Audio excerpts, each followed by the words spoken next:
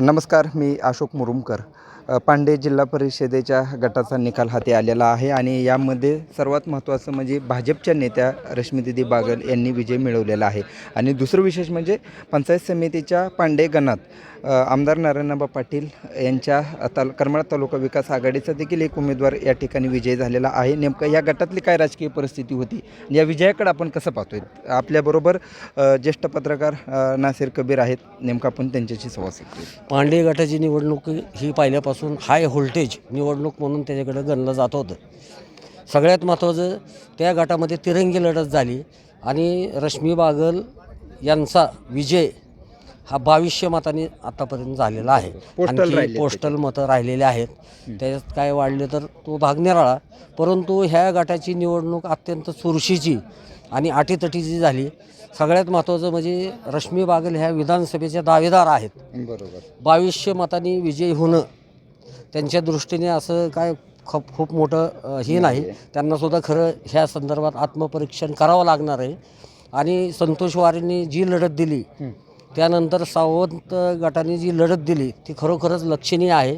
परंतु रश्मी बागल यांचा विजय झालेला असल्यामुळं काय सांगता टीमच्या वतीने आम्ही त्यांचं अभिनंदन करतो. यामध्ये सर्वात महत्त्वाची बाब म्हणजे रश्मिदीदी बागल हे इथं करमाळा तालुक्याच्या राजकारणात माजी आमदार संजय मामा शिंदे यांची त्यांना मदत झालेली होती आणि यामध्ये टर्निंग पॉईंट जे ठरलेत ते खरं तर करमाळा तालुक्याचे माजी आमदार जयवंतरावजी जगताप हे टर्निंग पॉईंट ठरला आहे त्यांचं असं म्हणावं लागेल.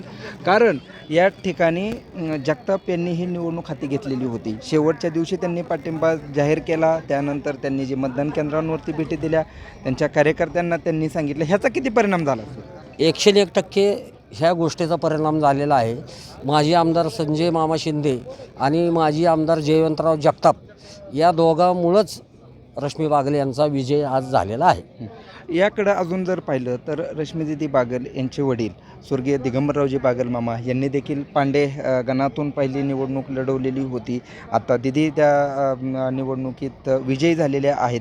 म्हणजे पहिलं जर पाहिलं तर बागल गटाची सुरुवात ही पांडे जिल्हा परिषदेच्या गटातून झाली. पूर्वीचा तो रावगाव गट होता आणि आता दिदींची सुरुवात देखील तिथूनच झाली असं म्हणावं लागेल. विधानसभेला 2014ला दिदी निवडणुकीत उभा होत्या. मात्र त्यावेळेस त्यांचा 200 ते 350 मतांनी त्यांचा त्यावेळेस पराभव झालेला होता आणि त्यानंतर पहिल्यांदा बागल यांच्या खांद्यावरती हा गुलाल पडला आहे. अगदी बरोबर आहे. त्यावेळेस जो रायगाव जिल्हा परिषदेचा गट होता तो स्वर्गीय दिगंबर बागल यांचा घरचा मतदारसंघ म्हणजे गट होता. आता सिच्युएशन खूप बदललेले आहेत. जगतापांनी त्यांना त्यावेळेस त्यावेळेस तुम्ही जी कॉम्बिनेशन सांगितलं ती अगदी बरोबर आहे आणि त्याच पद्धतीने आजही झालेलं आहे. दुसरं एक शेवटचं, दिदी जिल्हा परिषदेच्या अध्यक्षपदाचे उमेदवार म्हणून त्यांच्याकडे पाहिलं जात होतं. तसं होईल असं वाटतंय का तुम्हाला? काय आता कसं आहे, भाजपमध्ये वरिष्ठ नेतृत्व जे काय आता निर्णय घेतील ते आज आपण सांगू शकत नाही. परंतु त्या जिल्हा परिषद अध्यक्षाच्या दावेदार आहेत एवढं मात्र आपण सांगू शकतो.